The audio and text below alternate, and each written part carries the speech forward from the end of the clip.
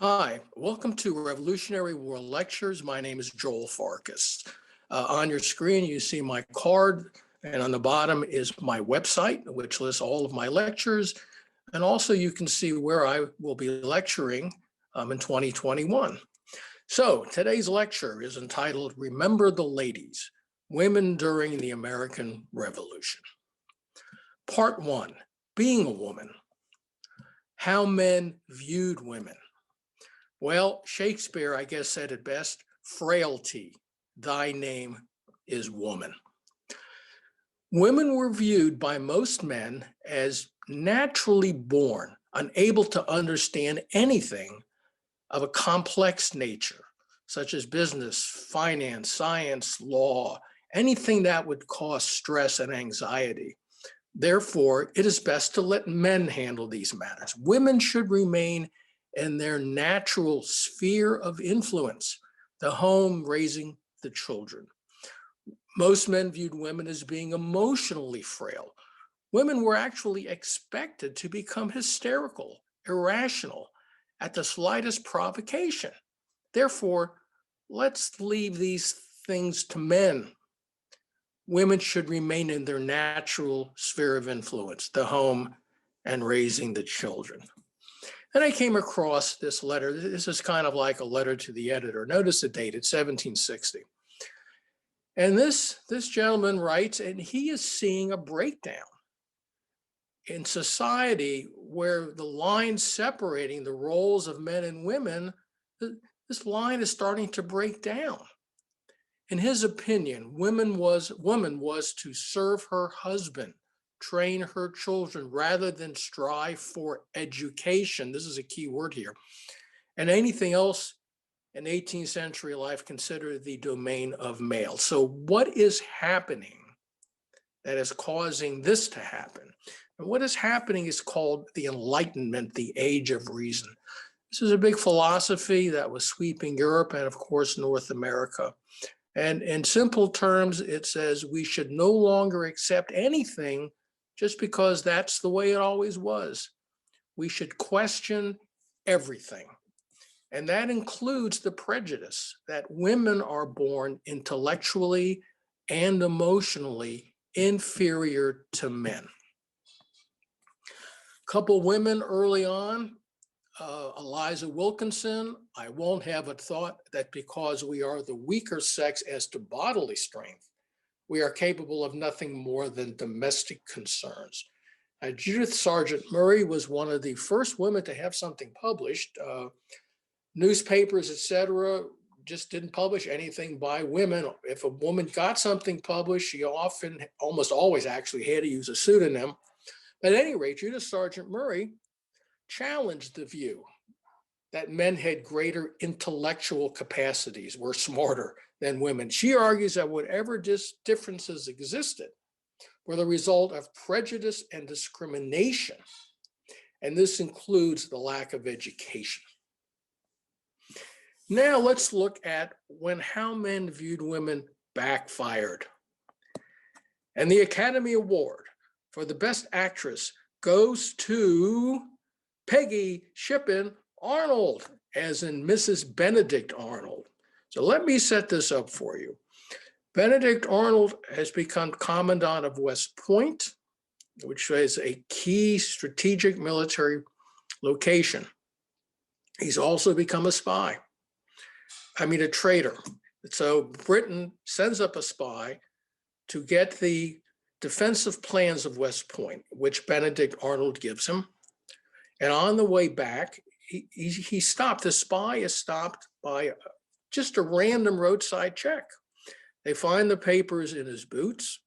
They bring him to their commander. Now, their commander knows something is up, but he doesn't quite know what. So he does two things. First, he writes a letter to the Commandant of West Point saying, I caught this man. We found these papers in his boots. We are detaining him. And the papers we're sending directly to General Washington. Well, Benedict and his wife Peggy are having breakfast, and they're waiting for George Washington and his staff that morning for an inspection of West Point. Well, first, the messenger shows up, and as soon as Benedict reads this message, he and Peggy immediately run upstairs to their bedroom, and Benedict Arnold leaves, and Peggy says, I don't feel well, I'll be in my room, because they know that as soon as Washington gets the other papers, Washington and everyone else is going to realize that Benedict Arnold has become a traitor. And sure enough, Washington shows up. There's no Arnold. Peggy is upstairs. He spends the day there. He does the inspection. Later that afternoon, the messenger arrives with the papers. Of course, Washington and his staff immediately realize what has happened. Now, on Washington's staff is Alexander Hamilton. So he runs out thinking maybe Benedict Arnold had just left and he could stop him, which does not work out. So Hamilton writes a letter to his then fiancee, Elizabeth Schuyler. And he talks about when he returns to the house, I saw an amiable woman frantic with distress for the loss of a husband she most dearly loved. It was the most affecting scene I ever was witness to. She, for a considerable time, entirely lost her senses. She instantly fell into a convulsion. She's apprehensive. The resentment of her country will fall upon her for the guilt of her husband. Well, everybody, including Alexander Hamilton, assured her that she would not be looked upon as having any part in this, which of course was not true, in that she was very complicit in all of Benedict Arnold's treason. So she acted the way men would expect an innocent woman to act. And therefore, she fooled them all. And that's why she's awarded the Academy Award for Best Actress. Now let's look at another example. The biggest, the tallest, the most imposing negress in the state of Georgia, Mammy Kate. So Mammy Kate was an enslaved Black woman. Her master was arrested by the British, thrown into prison. He would go on trial eventually. He would be found guilty of treason and he would be hanged. Well, a few days later, Mammy Kate shows up at the prison. She says, I need work. She says, I can do everyone's laundry. I'll be prompt. I'll bring it, pick it up on time. I'll bring it back regularly, and so on and so forth. And they hire her. And all they really see is a woman, and all a woman is capable of are simple domestic concerns. So Mammy Kate basically comes and goes at will. She comes in with this basket on her head. She picks up the dirty laundry, takes it home. The next morning, on her head is the basket of clean laundry. She goes through the prison, picks up the dirty laundry, goes home, and so on. Well, one evening she shows up, she drops off the dirty laundry, drops off the clean laundry, she makes her round to get the dirty laundry. She goes to her master's cell. She puts him in the basket, covers him with dirty laundry, and walks out. No one stops her. No one questions her. After all, she's just a woman, and she's not capable of anything more than simple domestic concerns. By the way, on her tombstone, if you read this, she rescues her master on the eve of his execution, Mammy Kate. Now let's take a look at a couple of women who disproved men's attitudes. I want to talk about Abigail Adams, the earliest documented female investor in the United States. Think about that for a second. One of the problems with being a married woman is that married women had no legal status. Legally, they did not even exist. They were under the law, their husband represented them. In fact, when you married a man, everything you brought into that marriage, even the clothes you're wearing, becomes the property of the man. So as such, Abigail decides that she wants to increase the income of their farm.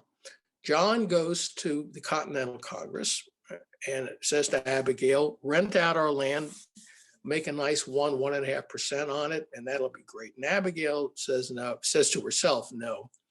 So Abigail decides that the government securities, which were hugely depreciated, were going to be a good bet. So with the help of an uncle, now she needed a man for signatures because as a married woman, her signature didn't mean anything. It didn't count for anything.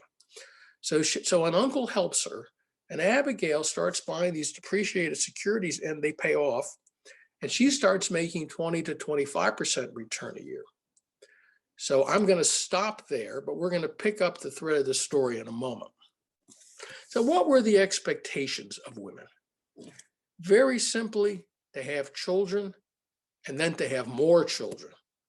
That got me thinking, what was considered a large family? How many children? So I started looking around for some names that I knew, and I came across, of course, Martha Washington. So Martha Washington was one of 8 children. So already we're talking by our world today, pretty large family. Let's talk about Betsy Ross. She of the flag.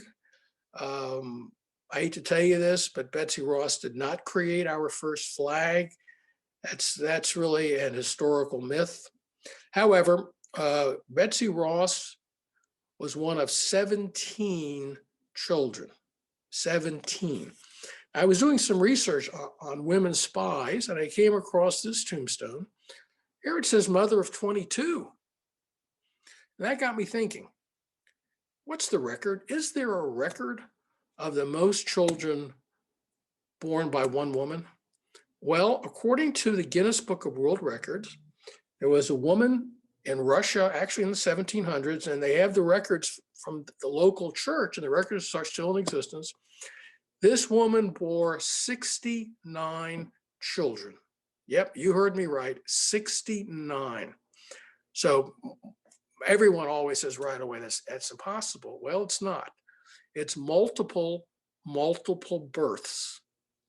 And I did find examples of other women who had 50 plus children, 40 plus children, but the record is 69. So I dare say all the women watching this, you have a lot of catching up to do. So what else was expected of women? To manage the home and to raise the children. I want to talk about children and education. So up until the ages of maybe 11, 12, everybody went to grammar school, boys and girls. It's at about the age of 11, 12, et cetera, that girls, for the most part, stopped going.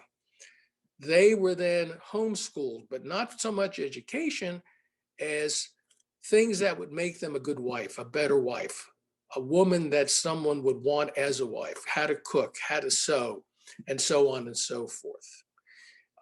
Women were not allowed in colleges. No college accepted women in the 1700s. So let's go back. I mentioned the Enlightenment earlier, and if you go about halfway down this list, you'll see names on the left. Mary Astle. Women should have access to education. Women must ignore tradition and instead use reason and logic to better themselves and their countries. Men are born free, and thus women must be as well. Education. So one woman who agreed with that and who was very vocal about that was Mary Wollstonecraft. And she actually publishes a paper under her own name, A Vindication of the Rights of Women. Look at the date, 1792. She argues that women are not naturally inferior to men, but appear to be only because they lack education.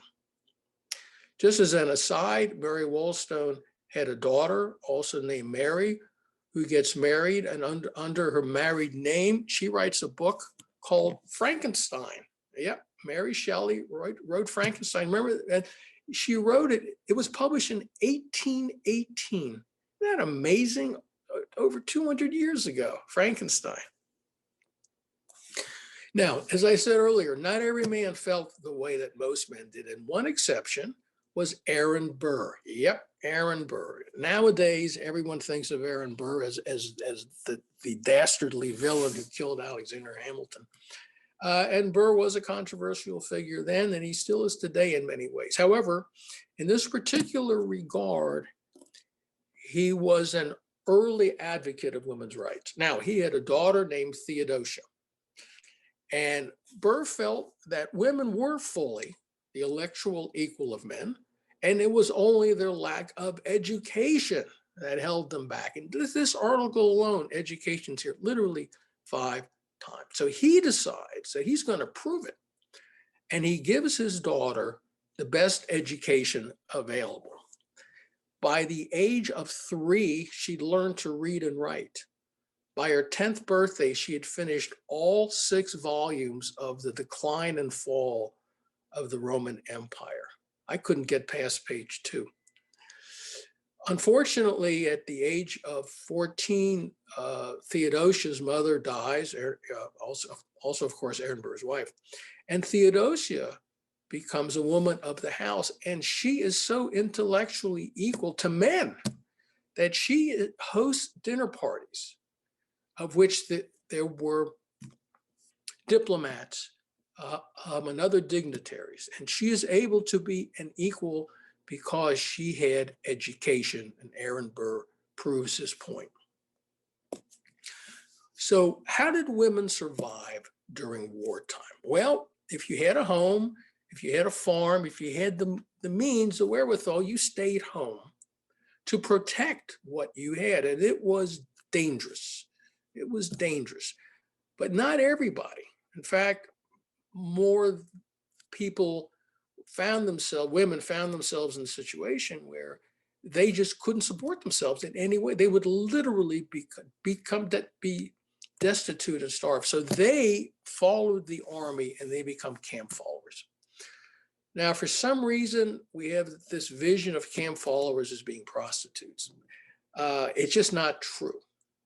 These women actually served a very useful function. They helped in food preparation. They helped in medicine. They helped in laundry and cleanliness. They were put to use, and it was important because if nothing else, the fact that they were with the army kept their husbands with the army also, instead of their husbands going home because the wife was home.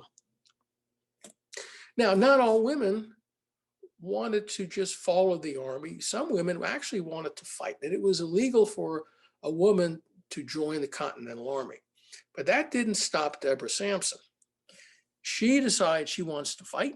She dresses up as a man. She goes to enlist, and now she's in her hometown, and someone recognizes her and says, "Hey, you can't enlist. You're a woman. You're not a man." Well, not to be deterred, Deborah goes to the next town, and they accept her. And she fights, and she does very well, and then she's wounded. She has a head wound, and she has 2 bullets in her thigh. Now, of course, they take her to the hospital, and they first address her head wound, but before they can get to her thigh, she leaves, because she knows if they address the bullets in her thigh, they're going to realize that she's a woman. So what does she do? With a knife, a penknife, she removes one of the bullets from her own thigh. But she could not get to the second one, and it stayed in her body the rest of her life. She's the only woman to get a pension from the Continental Army for her service. What else was expected of women? To love, cherish, and obey. But there's a couple of women who had other ideas about obeying. Of course, Abigail Adams, who writes John and says, "I desire you would remember the ladies and be more generous and favorable to them than your ancestors." But another woman, Lucy Knox. Now, Lucy's husband, Henry Knox, was one of Washington's 3 main lieutenants, although his actual rank was general. And she writes him this letter: "Oh, that you had less of the military man about you. After the war, I don't know what you will do. You're being long accustomed to command, though I hope you will not consider yourself as commander-in-chief of your own house, but be convinced that there is such a thing as equal command." Equal command. Hang on to that thought. So Love, cherish, and obey. I was at a wedding recently, and love, cherish, and obey became love, cherish, and respect. So what were the legal rights of women? So I mentioned this earlier. As a married woman, you had no legal rights. You didn't even legally exist. Therefore, your signing of a document, a will, a contract, if you don't exist, the signature means nothing. And that was the state of most married women during this period of time. Now let's go back to Abigail Adams. So Abigail Adams makes all this money. Legally, it's John's, and quite possibly legally it would be her uncle's. But John, to his credit, says, you made that money, you keep that money to do with as you wish. So some years later, Abigail decides to write a will. Now remember, legally, the will doesn't have any legal bearing, but she writes a will, and in this will, she leaves the vast bulk of the money that she made to her female relatives, great nieces and so on and so forth. And to John's credit, he honors her will. He distributes all that money the way that Abigail wanted it distributed. Now let's talk about this man, John Custis. And so John Custis had a son. Well, one of his sons was Daniel Park Custis. And Daniel Park Custis was Martha Washington's first husband, her first husband. We'll get back to that later. John Custis was the patriarch of the Custis family, a very wealthy, a very influential family. And he had a really bad marriage, which leads me to divorce. It was almost impossible to get divorced in colonial times. Each state had their own divorce laws. Imagine this, you could be divorced in New York and find you were not divorced in Massachusetts. And then England would be a whole nother story. So pretty much if you got married, you basically stayed married. So as the story goes, one day, John Custis says to his wife, get in the buggy, we're going for a ride. And they get in the buggy and he starts riding into Chesapeake Bay. And she turns to him and says, Mr. Custis, where are we going? And he says, Madam, we are going to hell. And she answers, in that case, Mr. Custis, keep on driving because anything is better than living with you here. So I don't know if that really truly happened, but it kind of illustrates the difficulty in getting a divorce. Part 2, life and death, health and medicine in colonial times. Why bother cleaning my surgical instruments when I'll be using them again in 5 minutes' time? Why should I wash my hands after every procedure? I'm a doctor. This was kind of the state of medicine in colonial times. What's called the 3 A's were not existent. Antibiotics to fight infections. There was nothing. There was nothing. And infections were a huge, huge issue. Antiseptics to prevent infections, to clean instruments. No such thing. Besides which, doctors didn't clean their instruments anyway. What for? I'm just going to use it again in 5 minutes. And anesthesia. Think about this for a second. There was no anesthesia. You know, the old Westerns, usually where you see them biting down on a piece of leather or on a bullet. There's no anesthesia. There were also diseases. Look at some of these diseases. Now, the bulk of these are actually respiratory diseases. But nonetheless, there were all other diseases too. Yellow fever, smallpox, and there were epidemics, and they were brutal. Because doctors at this stage of the game, at this point in time, did not know what caused any of these. And hence, if you don't know what causes something, how do you prevent it? And how do you cure it? Well, the cure for everything became bleeding. Bleeding goes back to about 400 BC, where Hippocrates says the body's composed of four humors, think fluids. And you got sick because one of these became out of balance with the other three. So what's the easiest one to really do something about? It's blood.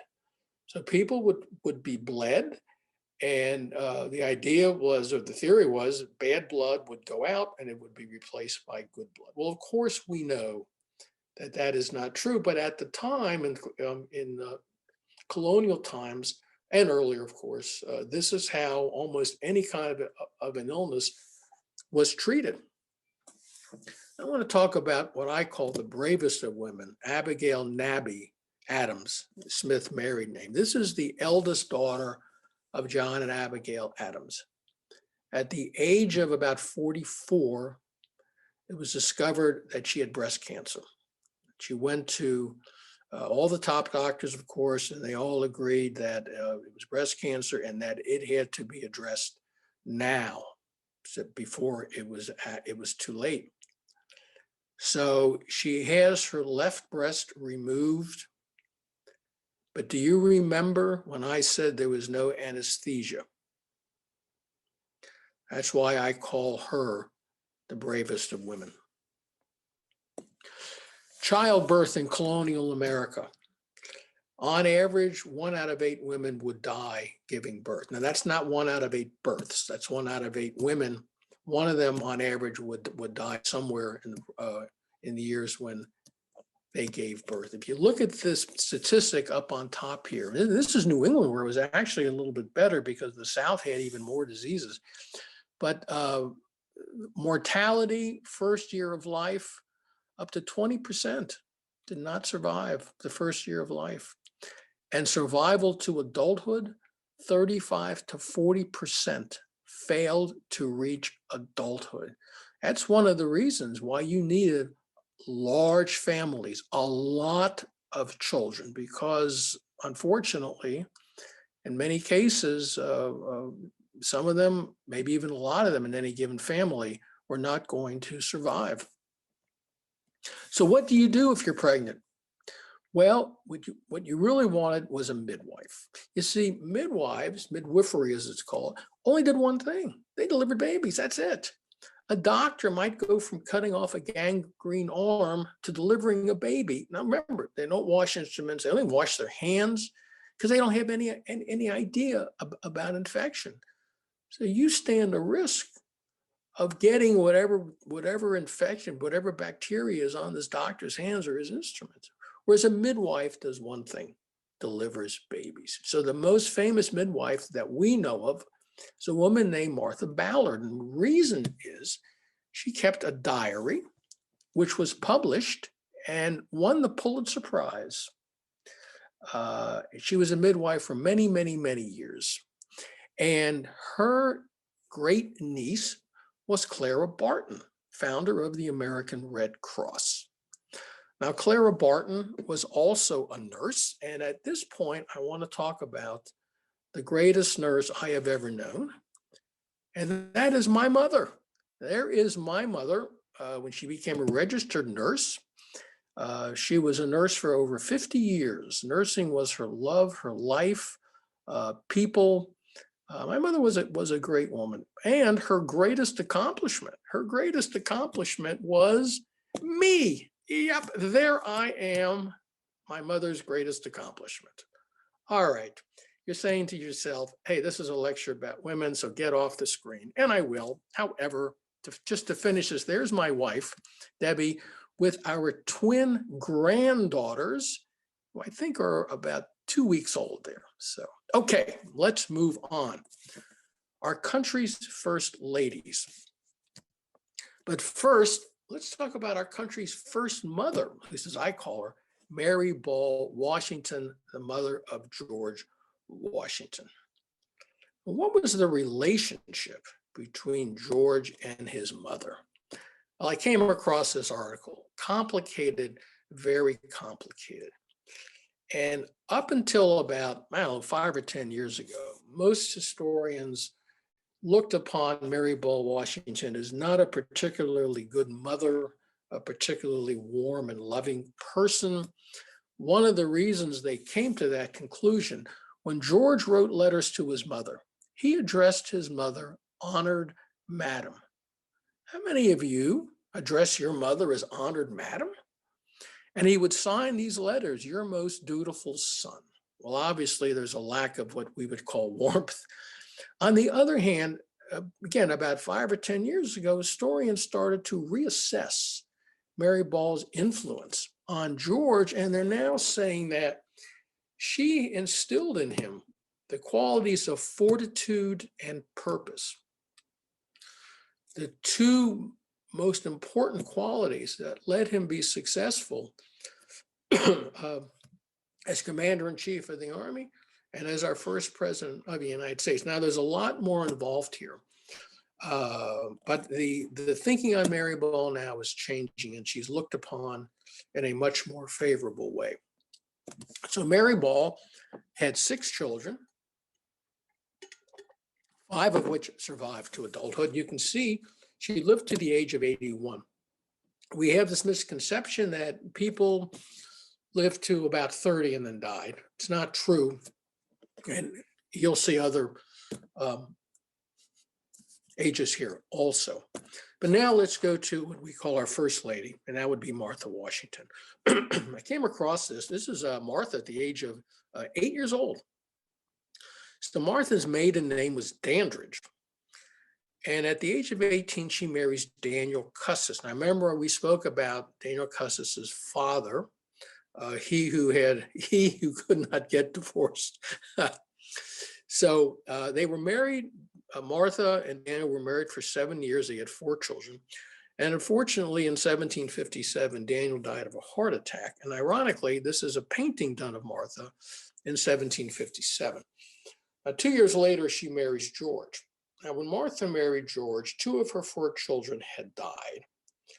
So she and George raised the other 2, and there was a boy and a girl. The girl, unfortunately, dies as a teenager, but the boy marries and has children. So now these are Martha's grandchildren.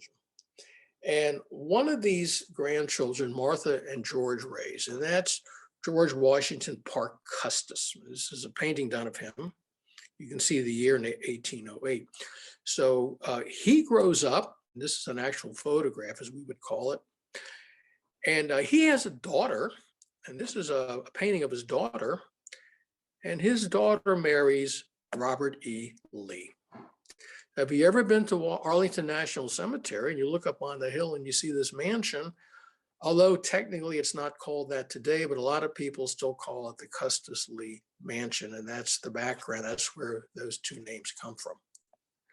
So Martha lived to the age of 70. Of her 4 children, only 1 reached adulthood. He died at 27. Now let's talk about Abigail Adams, our second first lady. But I'm going to talk about more the relationship between Abigail and John. They had a relationship we all could aspire to. They were married over 50 years. They were separated for at least 10 years. While John was off at Continental Congress, John was off in Europe as ministers to various countries. But they had a wonderful relationship, not only a loving relationship, but a respectful relationship. As I said earlier, her will, and he honored her will. The money she made, he said, you earned it, you keep it. She was his equal in intelligence, and they had the relationship they had. Some of the letters, over 1,000 letters between them are still in existence. You can find them on the internet. You can actually buy them all in book form. And some of these letters, he would give her little zingers and she would give them right back to him. It's really wonderful. But I want to talk about 4 letters. So this is a letter. You see the date, July 9, 1777. John's away. He's at the Continental Congress. Abigail's pregnant. I have been very unwell for this past week and very apprehensive for a life was lost. Now remember, it takes 2 to 3 weeks for these letters to go back and forth. So here's a week later, she writes John again, join with me, my dearest friend. They always called each other my dearest friend. That the dear infant is numbered with its ancestors. In other words, the baby died. It would have been a daughter. A week later, I have recovered health and strength. Now, listen to this line. Could I see my friend in reality? As I often do in imagination, I think I should feel a happiness beyond expression. That to me is one of the most poignant lines I've probably ever read. And now here's John answering, my dearest friend, never in my whole life was my heart affected with such emotions and sensations. Devoutly do I return thanks to God, whose kind providence has reserved to me a life that is dearer to me than all other blessings, I mean, children, in this world. I mean, these letters show the unbelievable depth of the loving relationship that John and Abigail Adams had. Abigail died at 73, 6 children, 4 of whom reached adulthood. Now let's talk about Martha Jefferson. So this is the wife of Thomas Jefferson, and she also is the widow of Thomas Jefferson before he became president. So she never really was a first lady. It's a sad story. She bore 6 children with Thomas Jefferson. And it seemed as though after each birth and recovery, she wasn't quite as strong as she was before. And by their 6th birth, her body was basically worn out and she was dying. I mean, everybody knew it. And she and Thomas Jefferson also had a very warm relationship, a loving relationship. At any rate, she makes Thomas promise never to remarry. Why not? Well, when Martha was a little girl, her mother died, her father remarried, and her stepmother was not nice to her. So she was afraid that if Thomas remarried, his new wife would not be nice to her children. And Jefferson did indeed promise never to remarry. But what he did do, as I'm sure many of you know, he had relations with one of his slaves, a woman named Sally Hemings, and they had children. But what you may not know is this: Martha Jefferson and Sally Hemings were half sisters. They had the same father. So Martha Jefferson, as I said earlier, died young. She was 33. Of the 6 children she had with Thomas, only 2 survived to adulthood. Now I want to talk about Dolly Madison, her presidentess. I love Dolly Madison. You know, they didn't quite know what to call her. She was such a strong, magnetic woman. First Lady, America's Queen, Queen of Washington, Queen Dolly, and on and on and on. I just love Dolly Madison. I think she is an incredibly cool lady. And she marries James Madison, and Madison becomes president. To show you how powerful and smart, she was the opposite of all of the ways that of how men looked at women. She was smart. She could figure things out really, really quickly. She was astute in many, many ways. And so the election, the loser was Charles Pinckney. And he wrote, I was beaten by Mr. and Mrs. Madison. I might have had a better chance had I faced Mr. Madison alone. Dolly Madison was just the epitome of a smart woman, actually. So this is an actual, we'd call it a photograph of Dolly Madison when she was 80 years old. Look at her. I just think she's incredibly cool. And she also is famous for having saved George Washington in 1814, which is a pretty good trick since Washington died in 1799. What happened in the War of 1812, the British actually attacked Washington, D.C. and burnt the White House and other buildings. And by the way, I'm writing a lecture as we speak about the War of 1812. So check on my website, probably in about 3 or 4 months, I'll have it ready. But at any rate, The British are getting closer and closer to the White House. Dolly looks around and she sees this life-size painting on the wall done by Gilbert Stuart. And she knows if the British get this, it would be a huge propaganda coup and they would make the most of it. So she has it taken down. She basically saves it. You can see it today at the National Portrait Gallery in Washington, D.C. So that's why I say that she saved George Washington. Now, Dolly had an earlier husband. And with her first husband, she had children. But remember I mentioned earlier about epidemics and the yellow fever epidemic of 1793. Dolly's first husband, one of their two children, her mother-in-law and her father-in-law all died in the epidemic of 1793.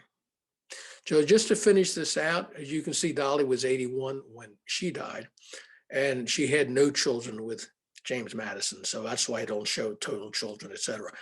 Peggy Shipman Arnold, who we spoke about earlier, 7 children with Benedict, 5 survived to adulthood. But look at Lucy Knox, 13 children, only 3 survived to adulthood.